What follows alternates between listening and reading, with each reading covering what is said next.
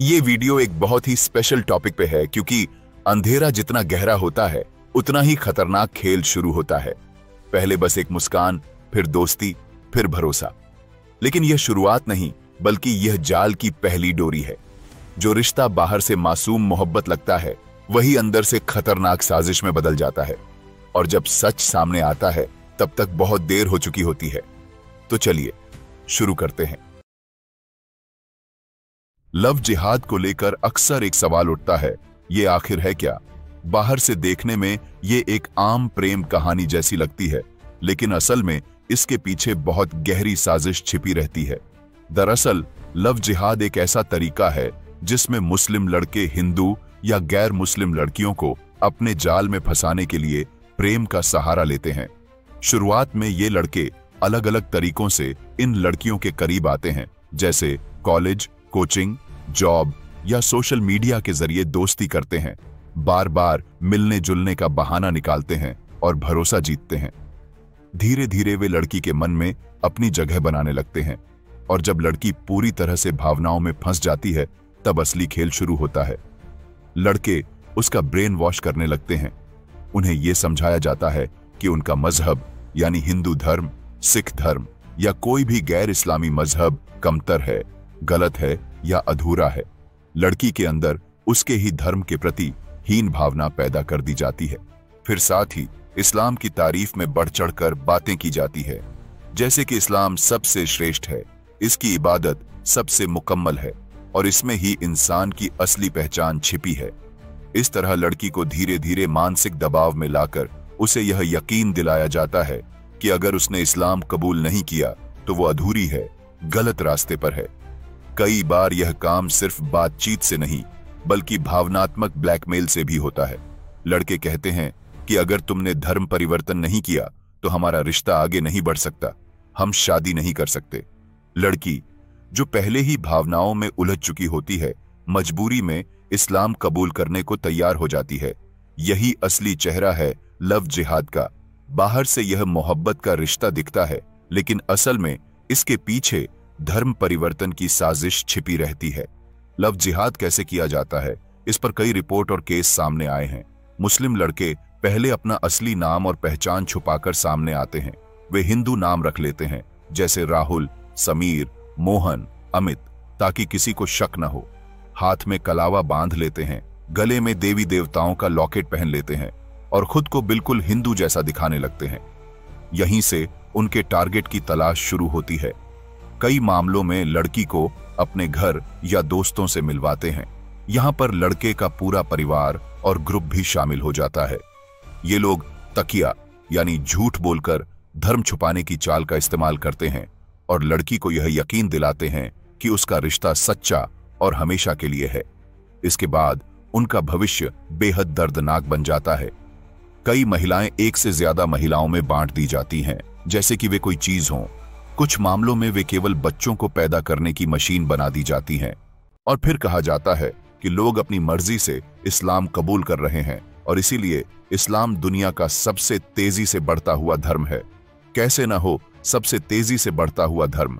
जब एक महिला के 4-5 बच्चे होंगे और फिर एक आदमी 4-4 शादियां भी कर रहा हो, और कई घटनाओं में जब लड़की विरोध करती है तो उसे मार दिया जाता है और दूसरी हिंदू लड़की के लिए रास्ता साफ करने के लिए हटा दिया जाता है।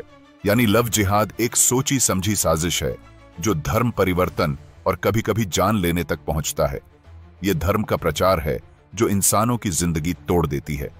अब अगर किसी को भी ऐसा लग रहा है कि ये तो बस एक बनी बनाई कहानी है या ऐसा कुछ तो होता ही नहीं है, तो आइए देखते हैं इन सारे पैटर्न के सबूत। और हाँ, डिस्क्रिप्शन में सारे सबूत के लिंक भी हैं। लुधियाना की इस घटना ने पूरे इलाके को झकझोर दिया था। शाकिब, जिसने खुद को अमन बनाकर पेश किया था, शुरुआत से ही अलग अलग लड़कियों को अपने जाल में फंसाता रहा। कलावा बांधकर खुद को हिंदू बताकर उसने कई बार भरोसा जीता। एकता नामक महिला भी इसी धोखे का शिकार बनी। उसे पहले प्यार का विश्वास दिलाया गया, फिर शादी का झांसा दिया गया। धीरे धीरे जब उसने पूरी तरह भरोसा कर लिया तो जिंदगी का हर कदम उसी के इशारे पर चलने लगी। लेकिन कुछ ही महीनों बाद सच्चाई सामने आने लगी और फिर बात आई धर्म परिवर्तन की। बार बार का टॉर्चर, मानसिक दबाव और शारीरिक प्रताड़ना ने उसका जीना दूभर कर दिया। 13 मई 2019 की रात उसकी जिंदगी की आखिरी रात साबित हुई। रिपोर्ट्स के मुताबिक शाकिब ने पहले उसे बेहोश किया, फिर बेरहमी से उसकी हत्या कर दी। हत्या के बाद उसके हाथ पांव और सिर तक अलग कर दिए गए और शव को तालाब में फेंक दिया गया ताकि पहचान छुप सके, सबूत मिट सके। मगर सच छुप नहीं पाया। जांच में निकला कि शाकिब उर्फ अमन पहले भी कई लड़कियों को इसी तरह प्रेम जाल में फंसा चुका था। हर बार नया नाम, नया चेहरा और हर बार वही धोखा। लुधियाना का यह मामला सिर्फ एक महिला की मौत की कहानी नहीं थी, बल्कि उस पैटर्न की गवाही थी जिसमें भरोसा जीतकर पहले गैर मुस्लिम महिलाओं को अपने जाल में फंसाया जाता और जब सच्चाई सामने आती तो उनकी जान तक ले ली जाती। ऐसे ही एक और चौंकाने वाला मामला मुंडाली से सामने आया। जैसे लुधियाना में शाकिब ने अमन बनकर भरोसा तोड़ा था, वैसे ही यहां वसीम नाम के युवक ने अपनी असली पहचान छुपाकर दिनेश रावत का रूप धारण कर लिया। फेसबुक पर फर्जी अकाउंट बनाया, आधार कार्ड तक फर्जी बनवाया और हापुड़ की एक महिला को प्रेम जाल में फंसा लिया। रिपोर्ट के अनुसार यह सिलसिला करीब 2 साल तक चला। इस दौरान वसीम, जो खुद को दिनेश बताता रहा, महिला से शारीरिक संबंध बनाता रहा और उसकी असली तस्वीरें व वीडियो तक बनाकर सोशल मीडिया पर वायरल कर दिए। पीड़िता जब टूटी तो उसने घर वालों को सब सच बताया। शनिवार देर रात परिवार ने मुंडाली थाने पहुंचकर शिकायत दर्ज कराई और पुलिस ने तुरंत वसीम को गिरफ्तार कर लिया। जांच में आरोपी के मोबाइल से वही तस्वीरें और वीडियो बरामद हुए, साथ ही फर्जी आधार कार्ड भी मिला। इतना ही नहीं, वसीम ने दिनेश बनकर मेरठ के एक अस्पताल में नौकरी भी शुरू कर दी थी और वहां भी उसकी असलियत किसी को पता नहीं चली और वह अस्पताल की बाकी हिंदू महिलाओं को भी फंसाने का प्लान कर रहा था। धीरे धीरे आपको पैटर्न दिखता जाएगा। श्रीनगर से आई पीड़िता की शिकायत पढ़ते ही सब समझ सकते हैं कि मामला साधारण धोखे से कहीं ज्यादा था। उसने स्पष्ट तौर पर बताया कि रिश्ते की शुरुआत के बाद आरोपी ने उसकी अश्लील वीडियो बनाकर जमा कर लिए और उन्हीं चीजों को हथियार की तरह इस्तेमाल करके लगातार ब्लैकमेल किया। पीड़िता के मुताबिक धमकियां ऐसी थीं कि अगर वह न मानी तो वह वीडियो वायरल कर दी जाएगी। दबाव इतना बढ़ा कि उसे गोमांस खाने और नमाज पढ़ने तक के लिए मजबूर किया गया। सबसे भयानक आरोप यह है कि उसे दुबई ले जाकर बेचने की तैयारी की जा रही थी। यही वजह रही कि उसने किसी तरह श्रीनगर छोड़कर भागकर अपना घर लौटना ही सही समझा। पीड़िता के बयानों में बार बार यही बात उभर कर आती है। शुरुआत में भरोसा, फिर निजता का शोषण और उसके बाद लगातार डर व कंट्रोल। यही ढांचा इस पूरे मामले को घातक बनाता है। पीड़िता के अनुसार इस साजिश का पैमाना जबरन धर्म परिवर्तन और विदेश भेजने का था। यहां केवल एक घटना नहीं दिखती। लुधियाना के शाकिब का मामला और मुंडाली के वसीम का मामला भी इसी तरह एक क्रम दिखाते हैं। जबरन कुछ करवाने की कोशिश, चाहे वह धर्म बदलवाना हो या बलपूर्वक शोषण और विदेश भेजने जैसी साजिशें। श्रीनगर वाली पीड़िता ने वही क्रम बयान में बताया।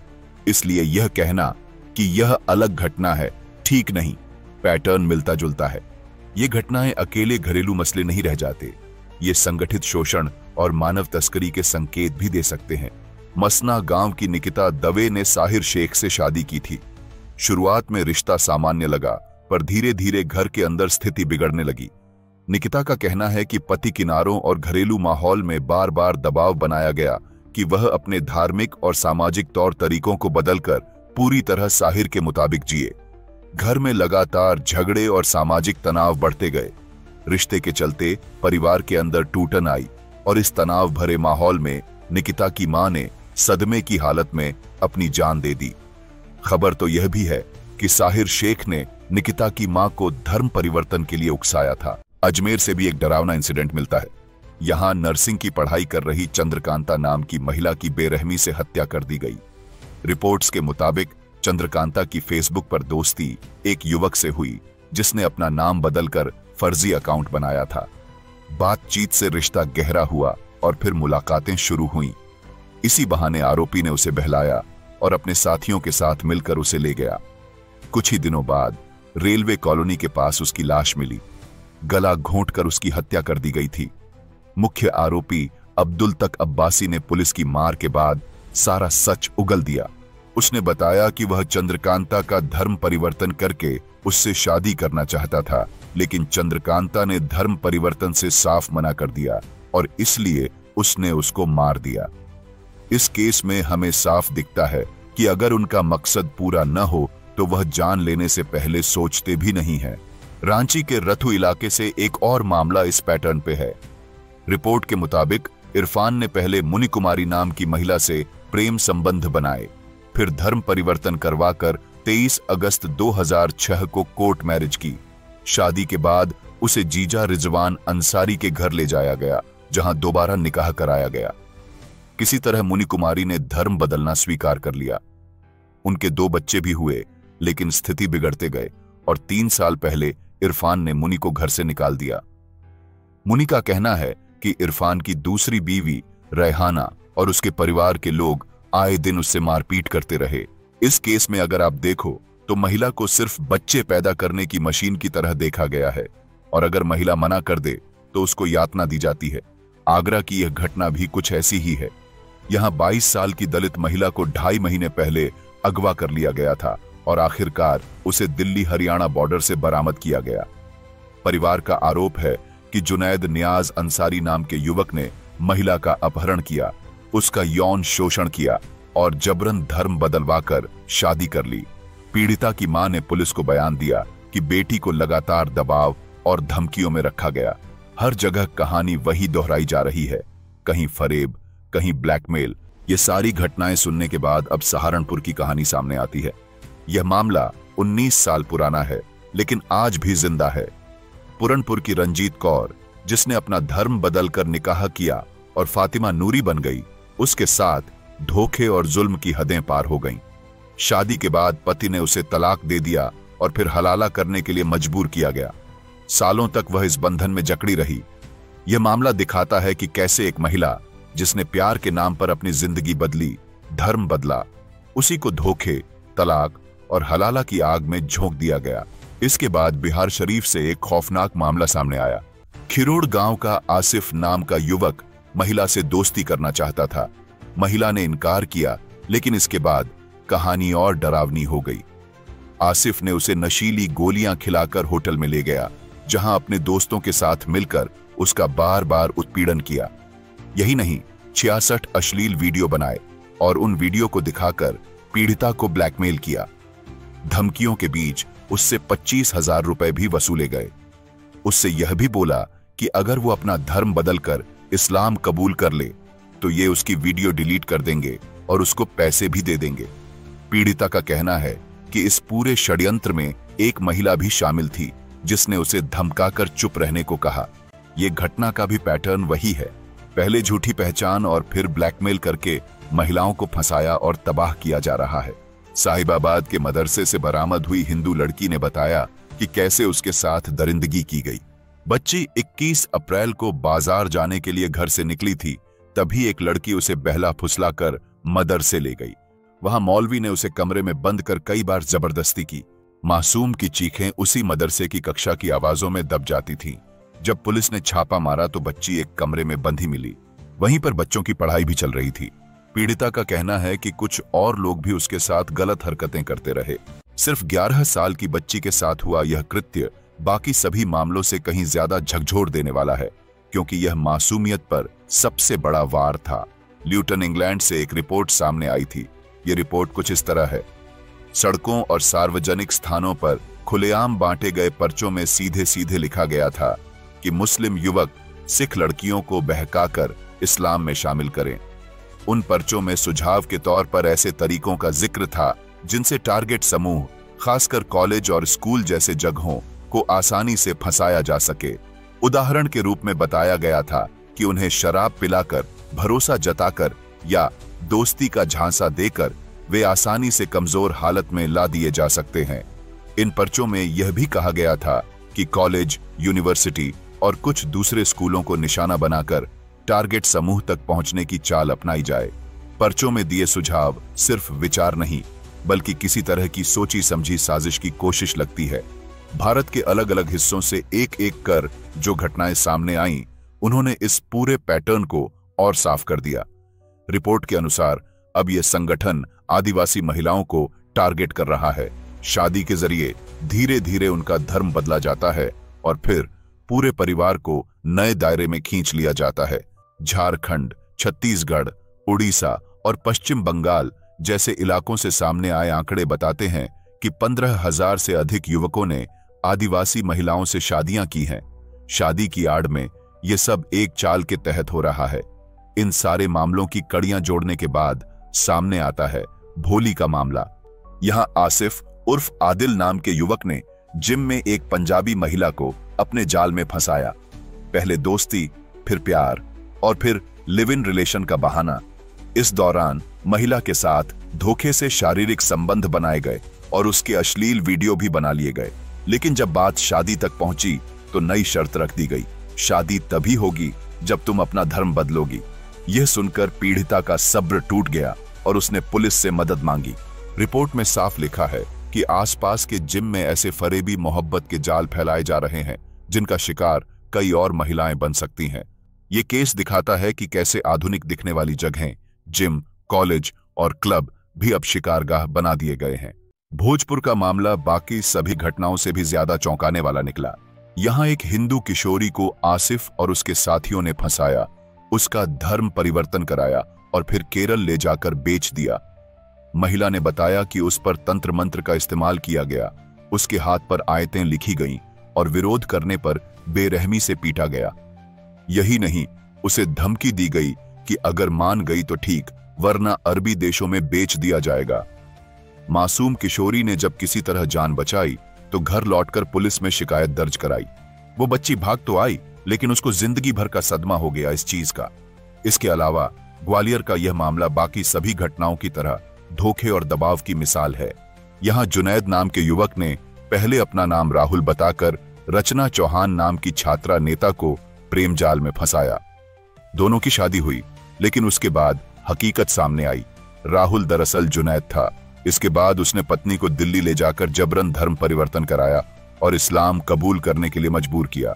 रचना चौहान ने साफ कहा कि शुरुआत से अंत तक उसके साथ धोखा हुआ, पहले झूठा नाम, फिर शादी और आखिर में जबरन धर्म परिवर्तन। यह केस उन तमाम घटनाओं की तरह था जहां एक महिला के भरोसे को छलकर उसे एक ऐसी राह पर धकेल दिया गया जहां उसकी पहचान और उसका जीवन ही बदल डाला गया। जबलपुर से सामने आया यह मामला सुनकर कोई भी सन्न रह जाए। प्रियंका नाम की महिला ने प्यार पर भरोसा किया और समीर नाम के लड़के से शादी कर ली, लेकिन शादी के बाद हकीकत खुली। समीर दरअसल साकिब था।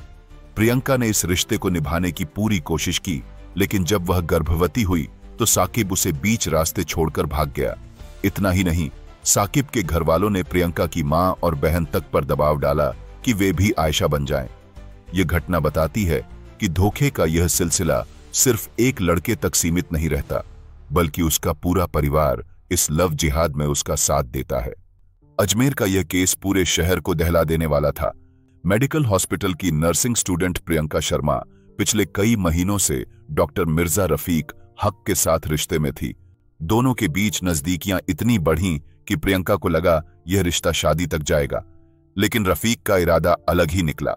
रिपोर्ट के मुताबिक रफीक लगातार प्रियंका पर दबाव बना रहा था कि वह इस्लाम कबूल कर ले।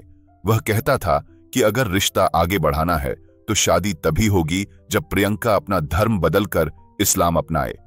प्रियंका ने साफ इनकार कर दिया। उसने कहा कि वह अपना धर्म नहीं छोड़ेगी। आखिरकार एक दिन उसने प्रियंका को मौत के घाट उतार दिया। हत्या के बाद उसकी हैवानियत यहीं नहीं रुकी। रफीक ने शव को छुपाने के लिए प्रियंका की लाश को एक सूटकेस में भर दिया और अजमेर के एक होटल में ठिकाने लगाने की कोशिश की। होटल के कमरे से जब प्रियंका की लाश सूटकेस में बरामद हुई तो हर किसी की रूह कांप गई। एक तरफ 22 साल की मासूम महिला जिसके सपने अब भी पूरे होने बाकी थे, और दूसरी तरफ एक प्रेमी जो प्यार के नाम पर धर्म बदलने का दबाव डाल रहा था। इस घटना ने अजमेर ही नहीं पूरे प्रदेश को हिला दिया।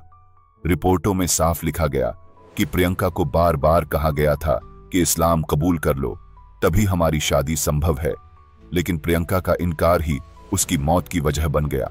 जोधपुर के करणी थाना क्षेत्र की एक महिला ने शिकायत दर्ज कराई कि शाकिर नामक युवक ने पहले उसे अपना मुंह बोला भाई बनाया था। राखी बांधकर वह उस पर भरोसा करने लगी, लेकिन कुछ समय बाद उसी शाकिर ने उसे शादी का झांसा देकर अपने जाल में फंसा लिया। आरोप है कि शाकिर ने महिला के साथ कई बार दुष्कर्म किया, उसकी अश्लील वीडियो बनाई और बाद में उसे ब्लैकमेल करने लगा। महिला ने बताया कि विरोध करने पर शाकिर ने उसे धमकी दी कि वीडियो को वायरल कर देगा। मजबूरी में महिला चुप रही, लेकिन शाकिर लगातार उसका उत्पीड़न करता रहा।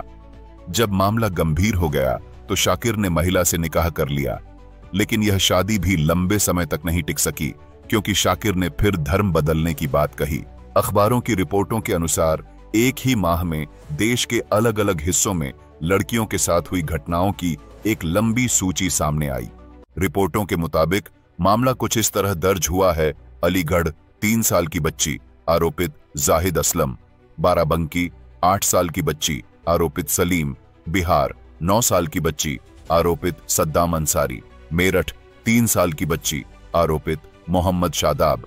वाराणसी 9 साल की बच्ची, आरोपित शाहनवाज। शामली 14 साल की महिला, आरोपित सुहेल। बरेली 8 साल की बच्ची, आरोपित अरबाज। श्योहर 10 साल की बच्ची, आरोपित कलाम अंसारी। साहिबगंज 12 साल की बच्ची, आरोपित अताउल्लाह खान व अब्दुल्ला खान। द्वारका दिल्ली 6 साल की बच्ची, आरोपित मोहम्मद नन्हे। नरेला दिल्ली 7 साल की बच्ची, आरोपित इमरान। जयपुर 7 साल की बच्ची, आरोपित सिकंदर। इन तमाम घटनाओं से यह साफ दिखता है कि लव जिहाद महज एक दो अलग अलग किस्सों की बात नहीं है, बल्कि एक तयशुदा पैटर्न है। अलग अलग शहरों, राज्यों और यहां तक कि विदेश से आई रिपोर्टें इस सिलसिले को जोड़कर यही बताती हैं कि यह कोई इत्तेफाक नहीं, बल्कि एक सुनियोजित तरीका है। इसलिए यह जरूरी है कि समाज, परिवार और व्यवस्था सभी इस पैटर्न को समझें, जागरूक रहें और हर घटना को गंभीरता से लें, क्योंकि यह सिर्फ एक महिला या एक परिवार की त्रासदी नहीं, बल्कि पूरी पीढ़ी और संस्कृति को चोट पहुंचाने वाली साजिश का हिस्सा है। इसके अलावा रिपोर्टों और जांचों ने यह भी दिखाया है कि यह पूरी साजिश सिर्फ लोकल स्तर पर भरोसा जीतने और दबाव डालने तक सीमित नहीं है। इसके पीछे पैसों का पूरा नेटवर्क काम करता है। पैसा पहले इकट्ठा किया जाता है, कहीं छोटे छोटे चंदों के रूप में, कहीं विदेश से भेजे गए डोनेशनों के तौर पर। ऊपर से यह रकम किसी राहत ट्रस्ट या एनजीओ के नाम पर दिखती है, लेकिन कई बार यह सिर्फ कवर होता है। ऐसे ही कागजी संस्थाओं के जरिए रकम अंदर आती है और असली मकसद छुपा रहता है। कई जांचों में आईसिस जैसे नाम सामने आए हैं, जिनके अकाउंट से आगे रकम घूमी और अलग अलग जगह बंटी। इसके बाद शुरू होता है हवाला का खेल, जिसके मदद से पैसा पहुंचाना आसान हो जाता है। और हां, इसके अलावा हमारे पास बहुत से ऐसे सबूत हैं जो हम दिखा सकते हैं, और अगर जरूरत पड़ी तो हम इस वीडियो का पार्ट 2 भी ला देंगे। और अगर यह कहानी आपको हिला गई तो आपको सिकंदर बुतशिकन के हमलों को जानना चाहिए।